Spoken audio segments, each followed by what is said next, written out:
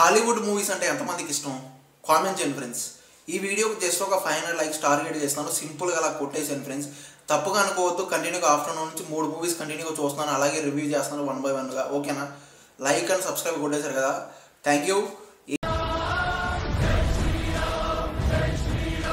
Angeles and demons ఇది ఒక 2009లో release అయిన ఒక మిస్టరీ అండ్ థ్రిల్లర్గా యూఎస్ఏ వాళ్ళది తెలుగులో అయితే డబ్ చేసి రిలీజ్ చేశారు.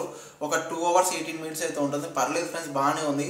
ఎక్స్పెరిమెంటల్ ఫిలిం ఎవరైతే ట్రై చేయాలనుకుంటారో వారికి చాలా బాగా నచ్చుతుంది, పక్కాగా గ్యారంటీ నాదైతే. ఇంకా అసలు బేసిక్ ప్లాట్ ఏంటంటే, వాటికన్ సిటీలో ఒక హూక్ అనే ఒక మతం ఎవరైతే ఉంటారో, ఒక క్రిస్టియన్ మతం ఉంటుంది కదా, ఆ మతానికి సంబంధించిన ఒక హూక్ అనే ఒక లీడర్ అనమాట. అతను చనిపోతాడు.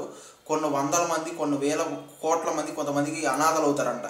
వాళ్ళకి ఒక లీడర్గా ఎవరు నెక్స్ట్ వస్తారు అనేది బేసిక్ ప్లాటు. అలాగే విక్టోరియా అనే ఒక అమ్మాయి తన టీం అంతా కలిసి ఒక ఎక్స్పెరిమెంట్ చేసి ఒక ప్రయోగాన్ని వాళ్ళు సక్సెస్ చేస్తారు. ఆ సక్సెస్ అయిన తర్వాత ఆ ఎక్స్పెరిమెంట్ని ఒక అతను కిడ్నాప్ చేసి తీసుకెళ్ళిపోతాడు అనమాట. దాని తర్వాత ఏం జరిగింది, ఆ ఎక్స్పెరిమెంట్ని ఏం చేశారు, ఆ ఎక్స్పెరిమెంట్ ఏం చేయవచ్చు, దాని నుంచి ఎలా మళ్ళీ తీసుకొచ్చారు ఏంటి అనేది బేసిక్ ప్లాట్.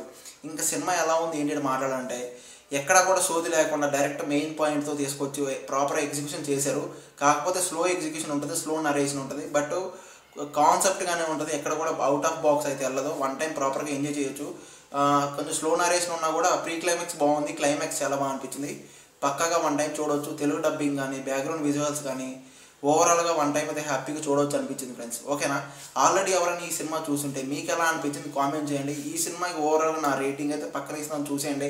ఇలాంటి జెన్యూన్ మూవీ రివ్యూస్ మన ఛానల్లో వస్తూ ఉంటాయి. ఒక లైక్, ఒక సబ్స్క్రైబ్ కొట్టేసాను ఫ్రెండ్స్. Thank you.